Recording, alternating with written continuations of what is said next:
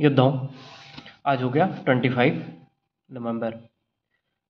आप CGPSC exam की preparation कर रहे हैं और इस एग्ज़ाम में आपको छत्तीसगढ़ में बेस्ट होने की ज़रूरत पड़ती है। और अगर आप ओवरऑल रैंक वाइज बात करा जाए तो पूरे छत्तीसगढ़ में आपको टॉप 100 में आना है, तब जाके आप सेलेक्ट होंगे।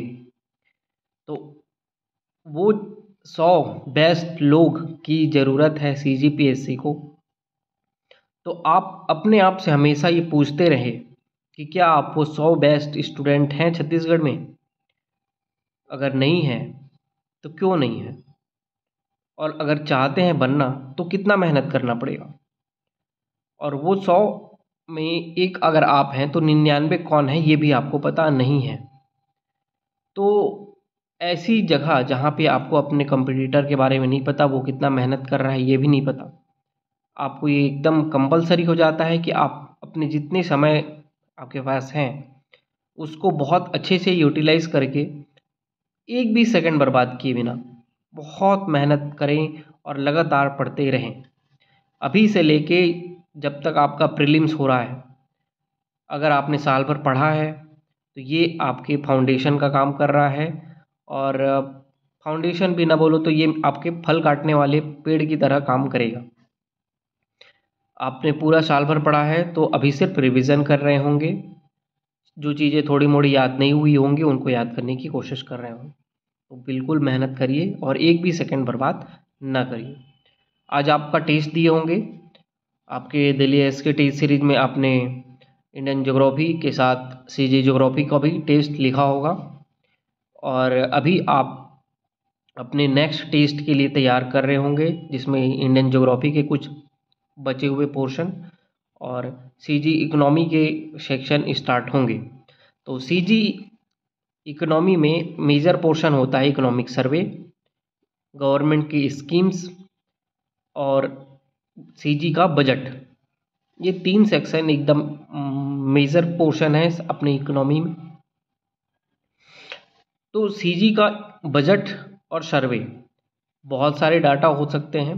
तो बजट तो मैं आपको नोट्स दिया हूँ, सर्वे का भी कुछ जो इम्पोर्टेंट टॉप फैक्ट हैं जो आपको याद करना चाहिए उसका थोड़ा थोड़ा लिख के मैंने दिया है।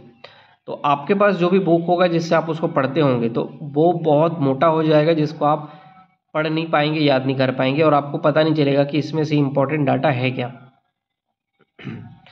तो मैं आपको एक नोट्स दे रहा हूँ, दिया भी हूँ पहले भी, और नहीं तो फिर से मैं ग्रुप में शेयर कर दूँगा। तो छत्तीसगढ़ का बजट आप पढ़ेंगे और छत्तीसगढ़ का इकोनॉमिक सर्वे आप पढ़ेंगे तो आपका छत्तीसगढ़ का इकोनॉमी का मेजर पोर्शन कंप्लीट होगा। इसके साथ ही गवर्नमेंट की जितनी भी स्कीम्स हैं वो आपको पढ़ना ही पड़ेगा। तो मैं नोट्स दूंगा, उसको आप प्रिंट कराएंगे और उसी को ही पढ़ेंगे। मैं थोड़े थोड़े पोर्शन थोड़े थोड़े चीज़ें लिख के दिया हूँ। तो सबसे पहले आप कम से कम उतना याद करिए, जब वो आपको याद हो जाता है तो आपके पास जो बुक होगा उससे आप उसको पढ़ के और चाहे तो याद कर सकते हैं। तो पहले जो मैंने आपको लिख के दूंगा उसको आप पढ़िए। इसके साथ जब आप इंडियन ज्योग्राफी पढ़ रहे होंगे तो इंडियन ज्योग्राफी में अब आपका टॉपिक क्या मिलेगा, खनिज मिलेगा, उद्योग मिलेगा, जनसंख्या मिलेगा, जनजाति मिलेगा। तो ये सारे टॉपिक्स मिलेंगे। तो आप खनिज वाला जो टॉपिक, उद्योग वाला टॉपिक, जनसंख्या वाला टॉपिक, ये सब मेंस में भी है और प्री में भी आता है। तो जो टॉपिक मैंने आपको इसका मेंस के लिए नोट्स दिया है तो आप उतना भी पढ़ लो ना तो बहुत है, आपको अलग से और कुछ पढ़ने की ज़रूरत नहीं पड़ेगी। आप बस जितना मैंने आपको लिख के दिया है नोट्स, आप बुक से मत पढ़ो, उसी को पढ़ो, मोर देन सफिशेंट है। जब आप जनजाति पढ़ रहे होगे तो प्री में आता है, ये मेंस का टॉपिक नहीं है। तो आप बुक से पढ़ने जाओगे जनजाति का टॉपिक तो बहुत बड़ा सा सेक्शन दिखता है, तो मत पढ़ना बिल्कुल भी।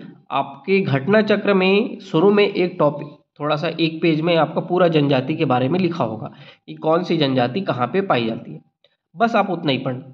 और कोई सा भी जनजाति वाला चैप्टर को पढ़ने की ज़रूरत ही नहीं है, आप बुक से स्किप कर सकते हो।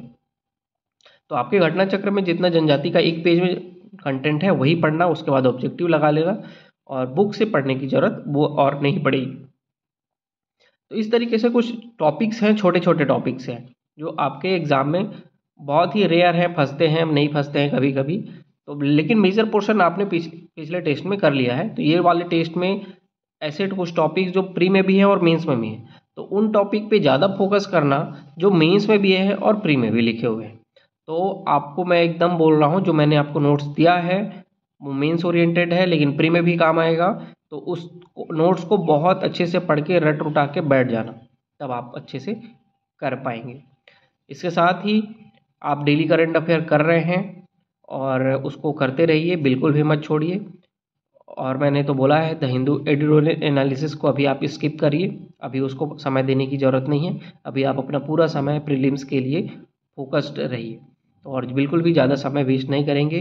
जो भी टेस्ट है उसके एनालिसिस करिए और डेली इम्प्रूव करना है। आपका हर एक दिन ये एहसास आपको दिलाना चाहिए कि आज मैं कल से बेहतर हो चुका हूँ, मैंने आज बहुत कुछ नया सीखा है जो कल मैं नहीं जानता था।